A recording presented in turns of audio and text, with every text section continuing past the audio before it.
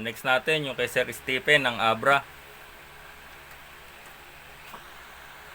Ito po ay 4 series na Glock 35. So yung unang order po sa atin ni Sir Stephen ay Glock 35 na standard. So ito po ay 4 series. Yan po. Ito po ay WE. Yan. Ito po yung magazine ni Sir.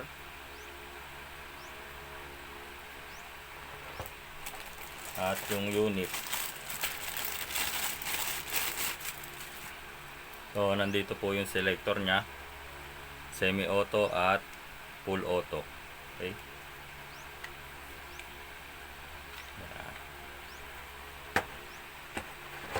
So sir, paglalagay ng gas, pabaligtad 5 to 10 seconds sir. So wala pong leak sir. Pagtatago mo na sir, wag mo aalisan ng gas para iwas leak dito sa inlet valve, dito sa base, tsaka dito sa outlet valve. Paglalagay ng bala sir, baba mo lang po yung follower. Tapos dito po tayo maglalagay ng bala.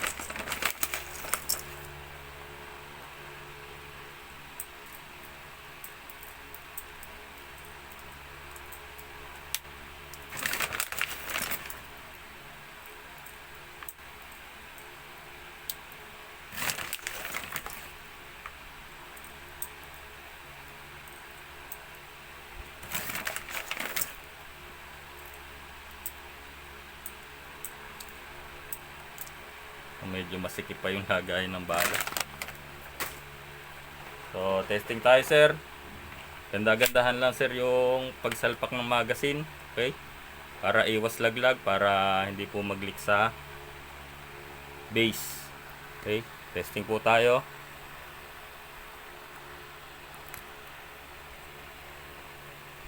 So charge tayo sir.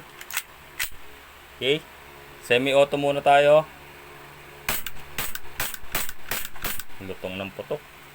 So may safety din po yan dito, medyo matigas lang.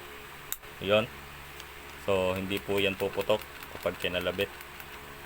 So balik mo lang uli sir. Medyo matigas lang talaga dito eh. Yeah.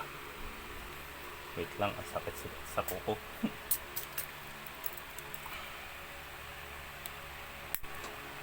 So ayan, bababa mo lang uli ng pag ganun sir para fire in the hole ulit. Okay, full auto tayo sir. Baba mo lang yung selector. So nag slide stop na yung unit mo sir. Alisin mo lang magazine. Tapos atras mo lang po itong slide para kung saan naman bababa itong slide stop. Okay, wag po masyadong magkakalabit dito sa slide stop para hindi napupudpud yung sa slide na to. Kahit anong unit po mga kabengbeng, iwasan po masyado yung laging kinakalabit dito. Kasi alam nyo naman, pundido lang naman yung ating mga airsoft. So ito kasi metal to. So mas matigas po ito kaysa dito. So kakayurin niya lang to. So yun ang mga safety tips mga kabengbeng, no? Tapos kalabitin mo lang sir yung trigger para yung hammer naka-rest position pag itatago mo na.